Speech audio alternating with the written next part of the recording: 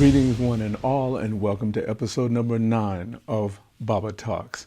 I'm Baba the Storyteller, your ubiquitous bard, and I'm happy to be talking to you again.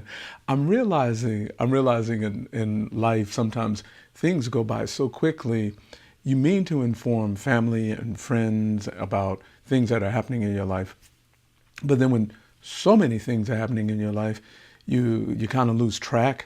So as I said before, I'm going to use Baba Talks to just update all of my people on things that are going on, things that I tend to forget about that might seem major or big to some of you, but when you're living it, like I said, you lose track of it. So let me just get started with a few things that have been happening in the past couple of weeks. Actually, wow. Maybe in the past few months that I forgot to talk about. One thing is this. There's a movie that I've been participating in. It's a documentary, and it's called Belonging in the USA, and it was filmed by a documentarian. Her name is Ariel Nobile. I'll put links or, I'll fly stuff up here on the side so you guys can see, have contact information. The film covers my brother, my storytelling brother, Michael D. McCarty. I consider him one of my elders and inspirations, sort of like a mentor to me, but I call him my brother. And he actually started storytelling 2 years before I did. I started in 94, he started in 92.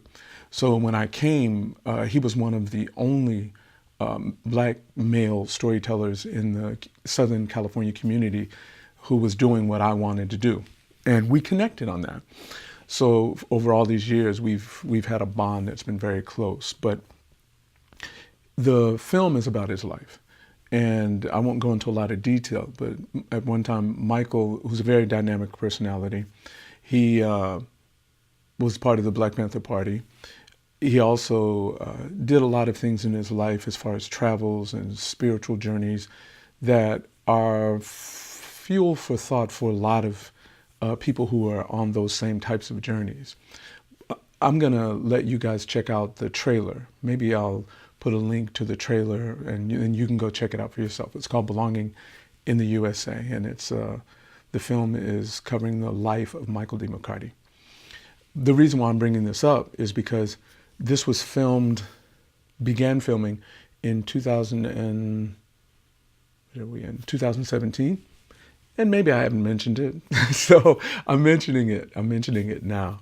But another reason why I'm bringing it up is because recently, the Pan-African Film Festival, it's that time of year again here in Southern California, and this has been going on for decades, the film festival. And it's a time where a lot of creative people come together to celebrate the African American community and the films that are being produced, more independent films than anything else. And it used to be a really local thing here in Los Angeles, but it's expanded to be something that has become international. Well, Belonging in the USA, the film about Michael McCarty, it was screened at the Pan-African Film Festival. So I had to go, and I'm trying to be as supportive as possible. No matter how busy we get, me and my brother, we always make time for each other, even when we don't have time. So I wanted to be at the screening just to support him. And I did mention I'm in the film, right? Did I mention that? Okay, if I didn't, I'm also in the film. So when I went to the screening, it was like it's like a huge family reunion. I mean, I've been a part of the Pan-African Film Festival since the beginning, actually since the beginning. The founder, Babu, is also another elder and a mentor of mine. And he had a singular goal to get this Pan-African Film Festival off the ground, to feature the works of African and African-American artists and creatives. It really got going in the past, I would say, maybe 5 to 7 years. I think when Danny Glover jumped on board and started helping him to promote the film festival, it got a lot more attention at that point. I remember when it first started, it was what you would imagine it to be, a grassroots production, a dream that, a few people walking here and in and out with a couple of films. It's got to be pretty big. So hashtag PAFF now, if you want to check it out on Instagram or Twitter. Back to the film. But the film is interesting. It screened yesterday at the Pan African Film Festival. And when I went, like I said, it was like a family reunion. I saw so many people I have not seen in years. And I realized that I've sort of gotten plucked out of my local community and have been building bridges with an international community, a larger community of people. And it's kept me on the road a lot, so much so that I haven't been able to get to areas that I visited frequently, like areas in the Mert Park and Crenshaw. And I used to drum in the park a lot. And I haven't been able to get back there. So here's my point in telling you this. So we're at the film festival. I'm enjoying myself. I'm having a wonderful time seeing some of the people that I haven't seen in years. But, my wife and I were like, we have to get out, we have to go, we have some things we have to do when the film is over. So we stayed for the Q&A, got a chance to hug my brother and some of the people who were there, and we tried to jet out. But as my wife and I are leaving the theater, I see Babu, the founder of the Pan African Film Festival, and I have not seen him literally in years. And before I got just too busy, for me, I'm part of a culture that respects our elders. You can't just act like you don't see someone walk by and then go on about your business. So Babu is standing in the theater and he's surrounded by a whole bunch of people, and I have to go pay my respects. I have to. So I go wait my turn to speak with him, and he sees me and we make eye contact. And the beautiful thing is I saw him smile when we made eye contact, and it's a gift.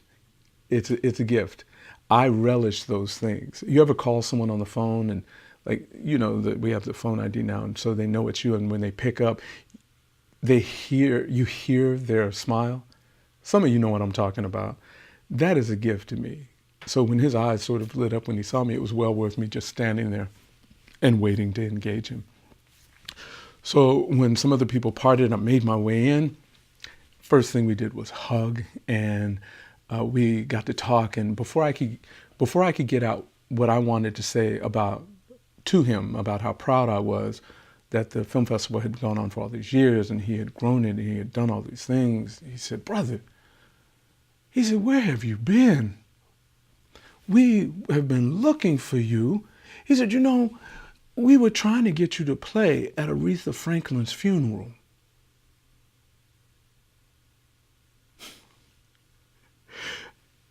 And I thought, wait a minute. I had an opportunity to play at the Queen of Soul's funeral.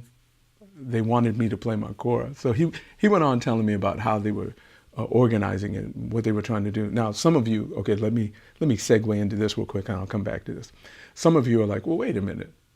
All you have to do is Google Baba the Storyteller. Like the first 3 pages of Google. All you got to do is go to babathestoryteller.com. I know what some of you are thinking. But you also have to realize that there are different dimensions to our communities. And many of our elders are not engaged in technology as some of us younger people. So the way that we typically engage in the community is you share space with people. You sit down, you eat with them. You spend time with them. You engage them physically. For some people, this whole Facebook friendship thing is the world that they inhabit, and the way that they define friends is in that social media sphere.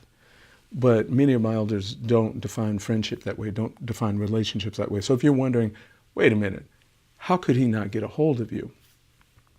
It has to do with sharing time and space with other human beings.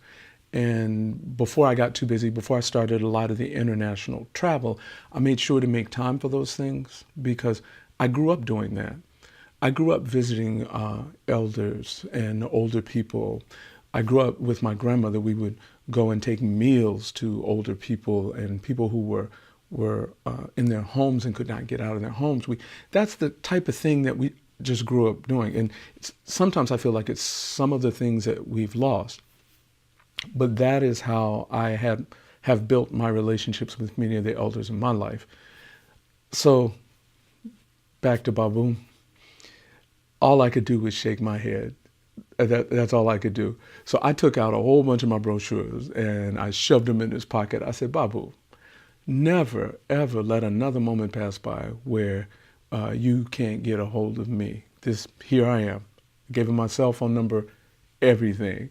And he smiled and we hugged again and he said, I'm going to be calling you. But here's what I know.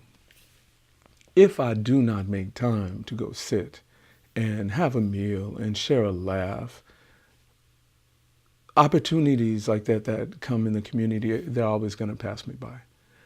I don't care how, I want to say, successful we get, how much international travel that we do. We always have to come back home to replenish, to reinvigorate who we are. And part of going to the Pan-African Film Festival for my brother and just being in that environment is part of that reinvigoration. So I am going to make more efforts to make sure I stay tightly connected with my elders. And I would suggest all of you, any of you do. I know culturally this is something that is a little nuanced in the African American community, but I think it's something that can be shared across all communities because in this society, our elders tend to become invisible to us because for some reason, this society has chosen to worship youth at the altar of youth and not prize the wisdom that is gained in the years of living. So I'm going to end this Baba Talks, okay? I'm going to put links for you so that you'll see it, but I think that's the thing that I want to walk away from. I don't see not having been able to play for Aretha Franklin's funeral, play my kora there, as a missed opportunity, as much as I see it as a reminder to me that our relationships are of value and I need to stay connected with those in a way that, how does the old adage go, speak to each according to his or her ability to understand. So we need to stay connected in ways that is fruitful for people and in their capacity to stay connected. So once again, like I said, I'm going to keep it short. This has been Baba Talks episode number 9. And if you're interested in communicating with me, I'll put right here, I'll put a little Baba the Storyteller at gmail.com. I always put it here so that you guys can I leave it up there for a few seconds so you can write it down. And anyone who is interested in communicating me can go to that email me from there. I'm on Facebook, Twitter, Instagram. Just put Baba the Storyteller. You'll find me on any of those. And on YouTube, subscribe to my channel because I like the feedback I'm getting about having these Baba Talks, and it inspires me when things are happening to put out more. And I kind of get excited about it because I know people are listening. So let's keep that inspiration going for me. I kind of need it. Because when you get really busy and you kind of forget that, hey, wait a minute, there are people listening, like I've been saying, we have to use this medium in the way it should be used for that interpersonal connection, for building our community. So once again, there's your link, babathestoryteller at gmail.com. And if you want to just know what I'm up to or get a little history on me, just go to babathestoryteller.com. And it's been great talking to you.